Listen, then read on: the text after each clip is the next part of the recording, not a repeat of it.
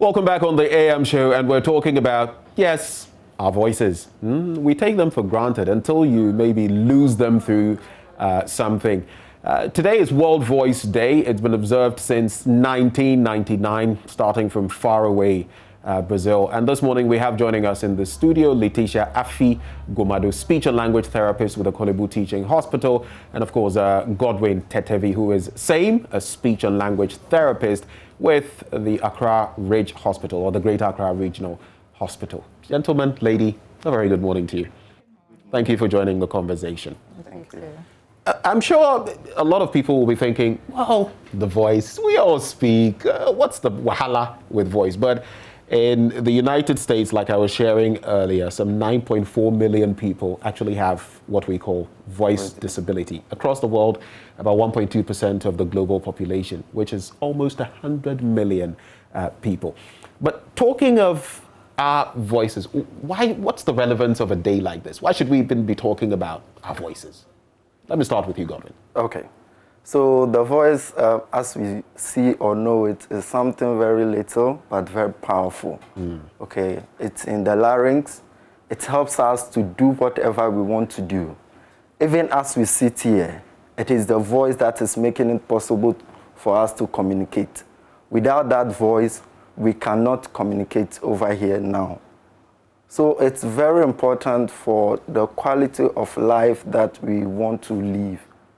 Yeah, that's why the voice is very, very important. It's crucial, and I've through my readings, I've also discovered that some people even miss out on work owing to voice problems and all of that. In other words, it impacts work activity, it impacts revenue generation. It has more of an impact than many of us care to talk about. But coming to Afi, here's something peculiar I've found out. Maybe it is my voice, I don't know, you can tell me. But recently I was at a bank, and this is not something that has happened for the first time. I got to the bank and someone, walked up to me and said, "Benjamin Akakpo?" And I said, "Yes." It wasn't because the person had seen me, because the person admitted that the mask did not allow him to figure out who it was. But I was speaking to someone and he was behind the screen and he had heard my voice. And that was what prompted him to come and ask Benjamin Akakpo. So it was basically my voice that the person used to identify me. How much can people identify, a person? Is it unique like a fingerprint? So basically your voice is you. Right. I mean, if I'm speaking here, if someone here says, "Oh, that's Letitia," just because it's unique. It's just you. That has to do with a voice. So, yeah, it has a unique imprint that everybody identifies with. Okay. So this is Benjamin Akakpo. Okay, this is Godwin. I just heard him speak. I might not necessarily see his face, and especially with these nose masks on, it's difficult to, recognize people these days. But your voice just picks you out. Right. So it's kind of like your unique vocal fingerprint. That's it. Like. That's it. Exactly. We'll be talking shortly about the importance of having your voice, and again, maybe how to maintain it. It's like a vehicle. It's like anything else. You have to maintain it or you could lose it, especially if you are like me. You use your voice to make a living. If you're a lawyer, you're a public speaker, you're a politician, you are that trotro mate. I was highlighting that. You are that Makola woman. You always, hey, amo. You're also, stretching your voice. But I know you have this chart here. You were speaking about the larynx a short while ago. Yeah. If we could project this, it would be beautiful. So let's take a quick look at basically the structure when it comes to our voice box or our vocal cords. Just walk us through that. And we have it on our screens. Yes. So the first one up there, the adducted, is when there is no voice going on, there is no speech going on. It's there, and the other. So that's the abducted. Yes. Folded vocal cords. Yes. Okay. And then, so when it's in section, it moves. So what we see there, it's the healthy vocal cords. There is no issue with it. Okay, that's what we see 1 and 2. And then when we come here, we can see the back view cut of the larynx. That's down. Okay. Yeah. So that's the back view cut below. That is actually below the vocal folds. Now. Okay. Okay. Let's go ahead. Okay, so that is it, and so that's where the voice box, as commonly used, is located. That's where it is, and the vocal folds are in the voice box, and that's what makes it possible for us to talk, and it moves in this way, this direction. So you see it as a wave. So kind of like a flowing direction. Exactly. So that's how it works. And so usually the disorders or problems come when this becomes so fast, it's not lubricated, right, and so becomes so dry. And so we find out that there are problems, it becomes so dry, then the impact stress is more. So it's hitting each other more. And once that is happening, there may be different things happening to it. Those will pop up, some other things will come up. The friction itself is not too good for it, is it? No, it's not that level good. of friction. Yes. So especially it's not when lubricated enough. Exactly. Especially when it's dry, it's not good. So how much of a role does the liquid content we consume have in here, Letitia? Because I'm sure in lubricating it, you might also be considering water and other things we take. Exactly. So as much as possible, you should take water, which is around room temperature. Right. As much as possible, because the cold one sometimes freezes the voice a little bit. So you should take water as often as possible. And it shouldn't be only when you're thirsty. People would want to take water only when they're thirsty, but as much as possible, keep sipping on water, especially for professional voice users like you. Sip water as much as possible. Right. Yeah. And here's something that, I'm sure all broadcasters know. When you're coming on air, you don't want to take chilled water because it does all sorts of things to your voice. Then you start struggling with. But here's something. I want to highlight it because I've known someone who has gone through this. Okay. I used to work in this place once, and there was a colleague. She sings in church. She still does. But she had an addiction to eating ice. It got so bad that the doctors had to tell her if she didn't stop, she would completely lose her voice. And I know there are other people with such addictions, some like very chilled stuff and all of that. What would you say to such people and what damage they may be doing to their voices? Letitia, I would like you to take that. All right. So I would encourage such people to drastically reduce it because it freezes the voice. It's when you say it freezes the voice, paint a picture. What does it really do? So it's like at a point is inefficient. It loses its. So the vocal cords can't even stand, contract. Exactly. So as much as possible, just take the room temperature. Just take the normal warm water. It helps. It helps with the irritations. It helps soothe the place as much as possible. So we would encourage people to take in the warm water, the room temperature, water with the room temperature. It helps than the freezing cold water. Yes. What would you have to say about that? Yeah, so once the person continues taking that water, cold one, like she rightly said, it prevents the free movement of the vocal cords. That's it. Okay, so it goes there to inhibit it, irritate it in a way, because once you take it, the first thing we'll take, so it has done something to the vocal fold. So we take that sigh to release it, to relieve ourselves of that irritation over there. And so the more we continue to do that, the effect it will have on the vocal cords, it's what they might be explaining to the young lady. Okay, let's talk exercise for the voice and also nutrition. But even before we get into that, I've noticed on a personal level that when I am physically active, it impacts my voice. My voice sounds richer, deeper, and my breath control is better when I work out, when I do my jogging or something. When I've not done it for a while, sometimes my breath control is a bit this and that. That is just general exercise. What can you say about exercise and its impact on a human being's voice, and what specific exercises, if there are, can you do for a better voice, if you're a singer maybe, or something like that? So I have this here. These are exercise flashcards. Right. So there is one for the posture. We have the relaxation or release of tension exercises that we also do. There is breathing exercises. Okay. As speech therapists, will take you through how you can breathe for you to be able to keep your voice in order. And also we have the onset note or resonance. So what do you bring out, how you can bring it out for it to be clear enough. Okay. So those are some of the exercises that... What shape, what form do these exercises take? Is the person lying prostrate? Just give us a bit of a image. Yes, depending on your voice condition, okay, or what you present. So maybe the person comes and what is happening may be stress, and so we need to relax the muscles around the neck region, the muscles around the back. So all that would impact the vocal cords. So that's exercises there to release, to relieve you of the stress.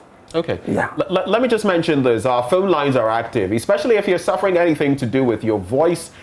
You can reach out. The speech therapists, speech and language therapists are in the studio, and they just might be able to help you out. Call 0302-211-691 extension 2. 0302-211-691 extension 2.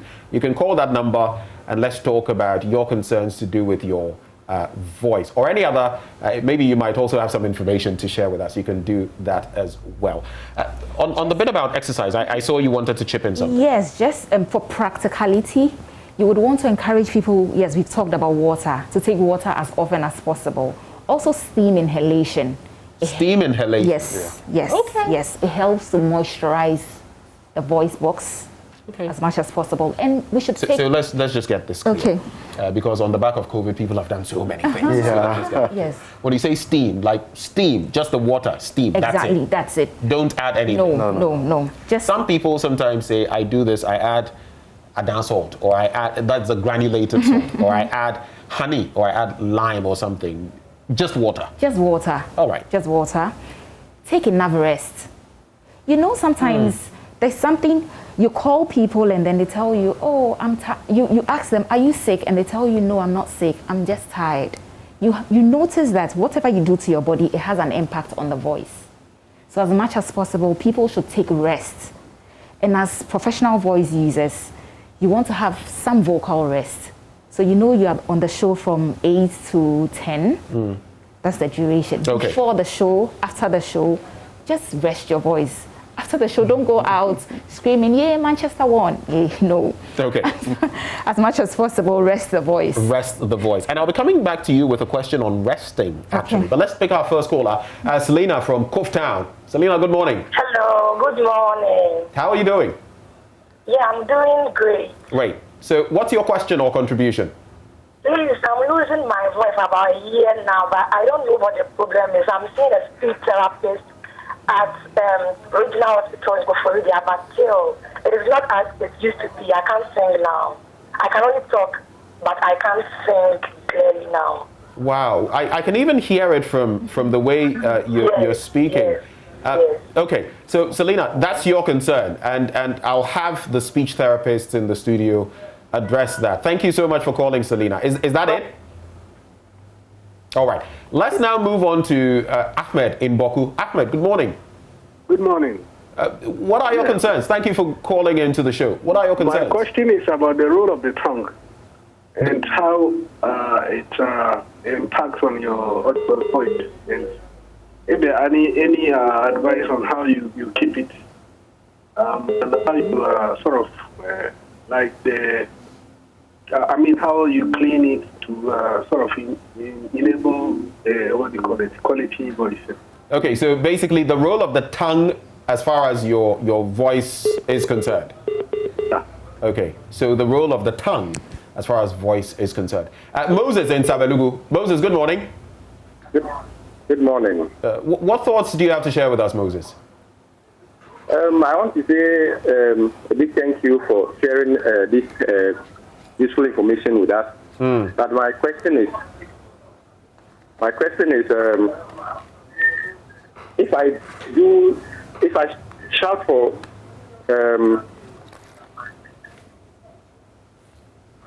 Moses, go on. We're listening to you.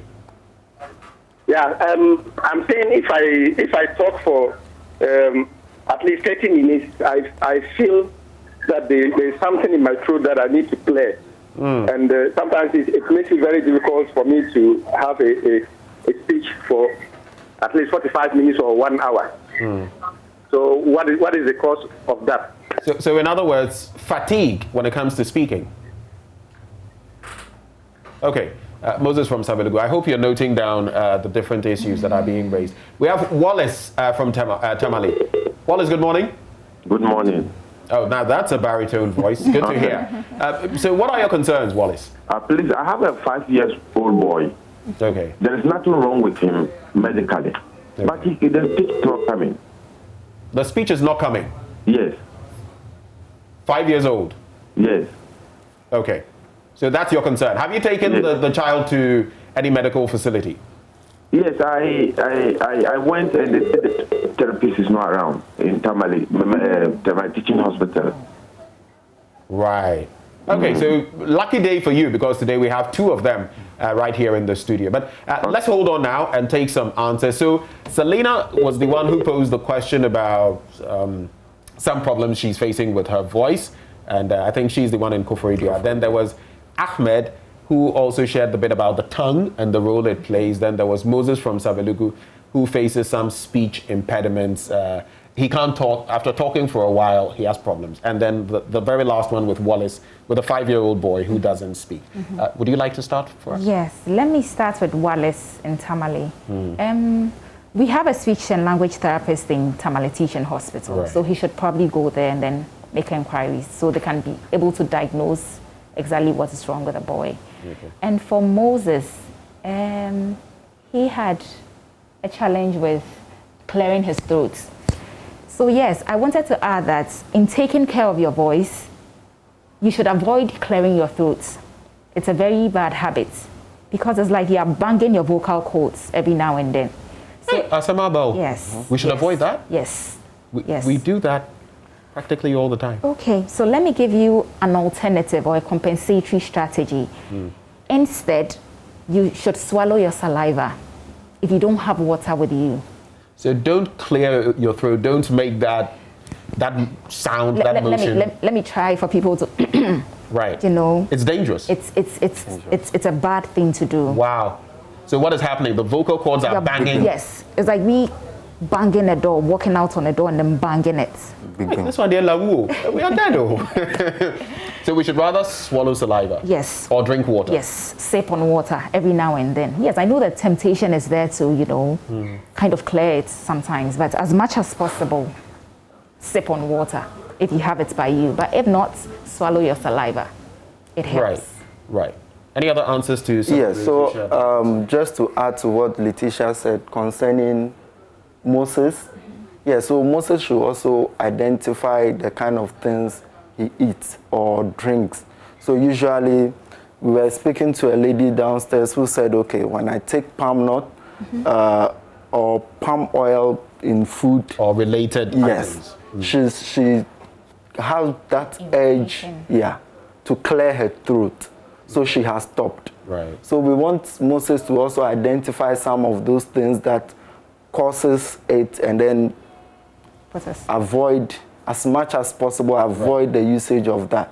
Okay, so that brings me to the point of, so there could be certain things, just as we have allergies and the rest, there could be irritants to your body. Exactly. So you must also note some of those things. Yes, and if you see that this doesn't work for me, you stop it. You stop it. Exactly. Right. Yes. I know people who tell me when they take contumely, I mean, this is nothing to damage anyone's contumely business, but a few people who tell me they react to it and it impacts their voice. They'll be itching in the mouth, first of all, and then the voice would be, so you need to know yourself and work on the voice. The 5-year-old.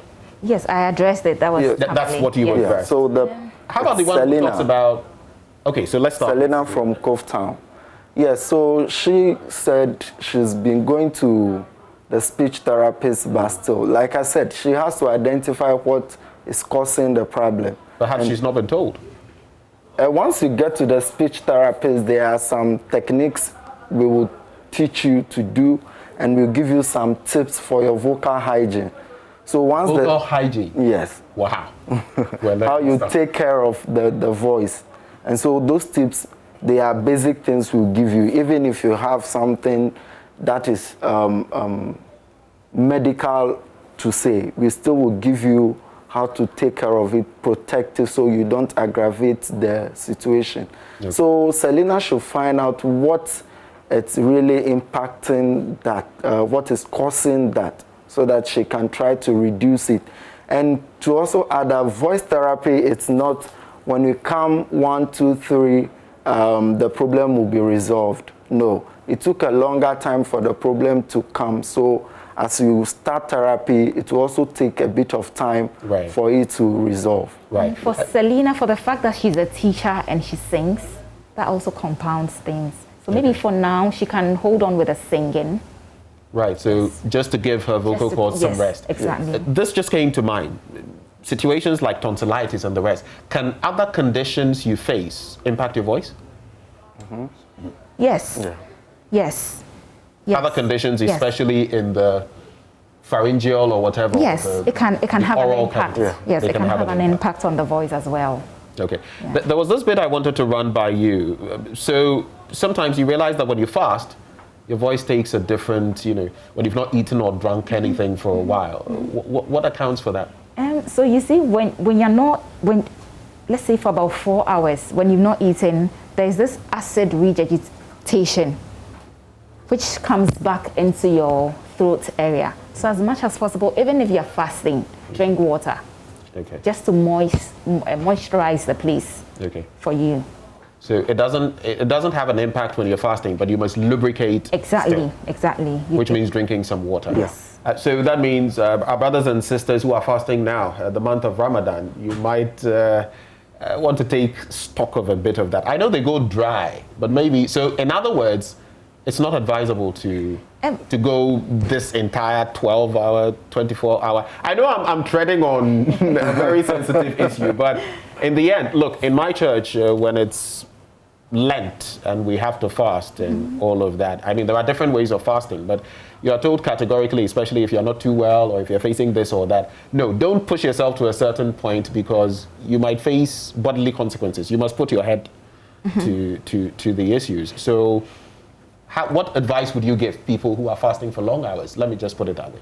Okay, so for long hours, let me say first that when they are not taking in water, the body loses it. The small one you have in, you pass it through urine, so everything is coming down gradually. And that dryness is there. And so after some time, you realize that no, you are either having dry throat or something, okay? So what I would advise is they should try as much as possible. If not to sit down and drink at a go, they can be sipping.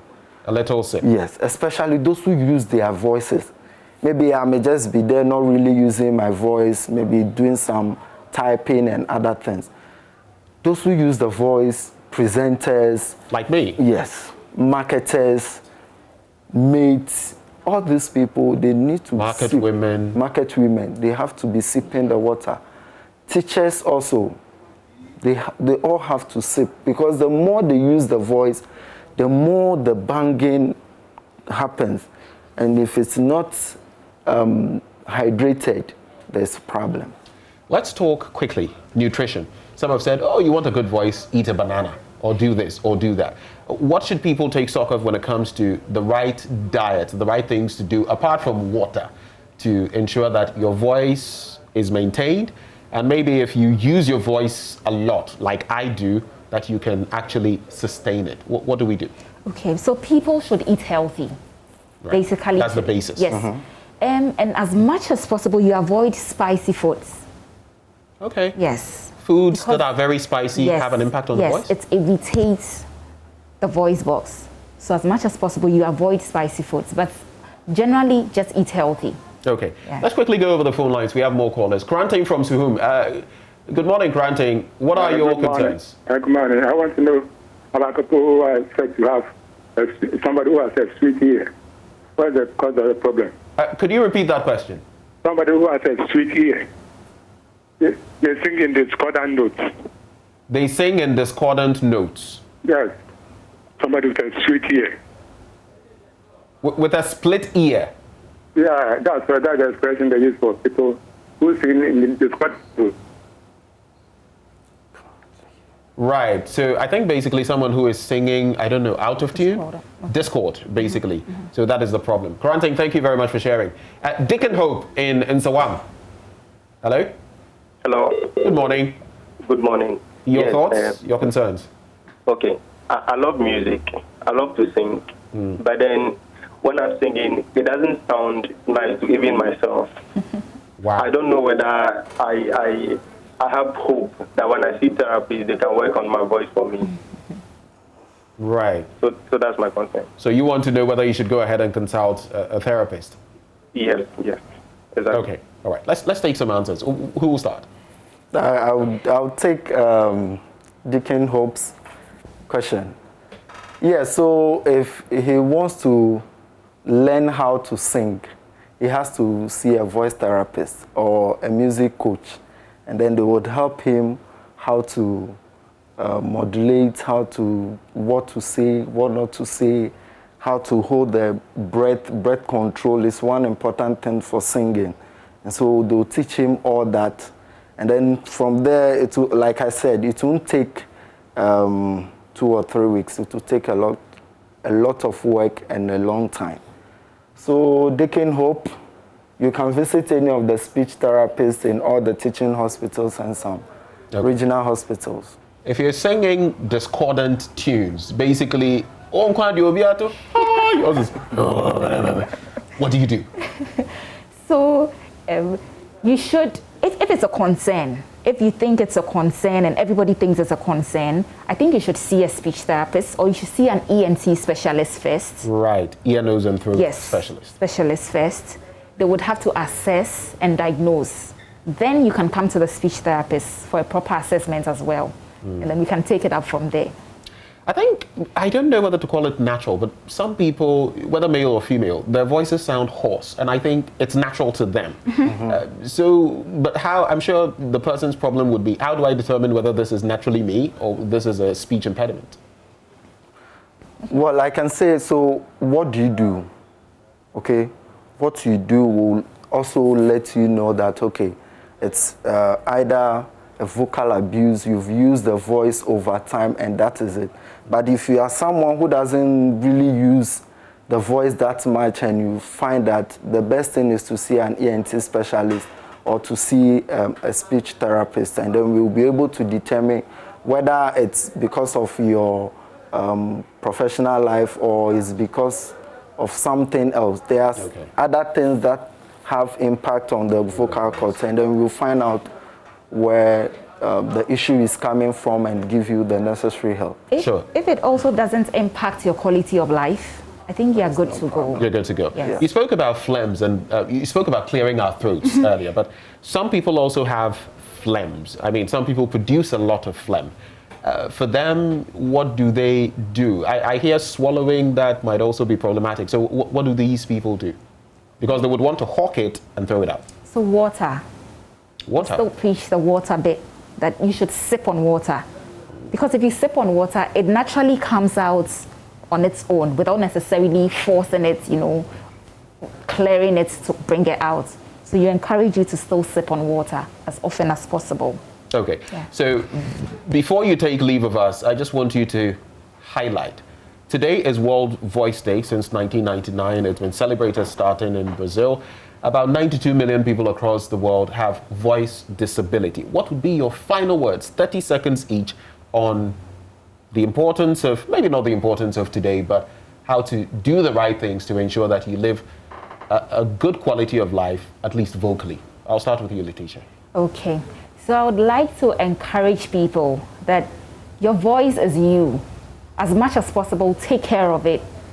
Don't be screaming all around the place, yelling and all that. Instead of yelling, you can get close to your conversation partner and then talk to the person, or maybe use some gestures or signs to aid. But let's take care of our voices because it's you. If you lose it, you've lost a great deal. Godwin? Okay, so I'll say we should eat healthy. We should avoid all spicy foods, caffeinated drinks, especially if you are someone who uses your voice, caffeinated drinks. We should So a lot of the, again, I'm not trying to ruin people's business, but a lot of the energy drinks, exactly. Yeah. And also we should avoid eating late and then going to bed immediately. Yeah. What happens is... Eating late, come inside. Yes. So what happens is there's a reflux. So all that comes and settles around the vocal cords and then gives you some irritations over there. And when you wake up in the morning, you find a lot of phlegms there and you are forced to try to bring all that up. And so that's what I'll say. We should avoid doing some of these things. And today's theme is one word, many voices. One world, many voices. It's been a great pleasure. I have personally learned a lot. Thank you very much. Letitia Afi, who is actually with the Kolebu Teaching Hospital speech and language therapist, and we also have Godwin Tetevi, speech and language therapist with the Ridge Hospital. But before you go, I'll tell you what. We're having a Thankful Friday, and I am thankful for so many things I can't even start, starting with life, starting with my family, the fact that I'm doing this, I love this job. I'm thankful for you, for the two of you, for the education you've given us this morning. What are you thankful for? I'm thankful for my life. For your life? Yes. Great. What are you? Same here. Great. So it's a Thankful Friday.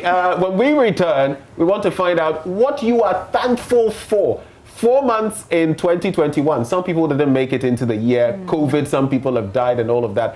What are you thankful for? And what song best expresses your thankfulness? If you want to know the song that expresses my thankfulness, stay. When we return, you'll hear it.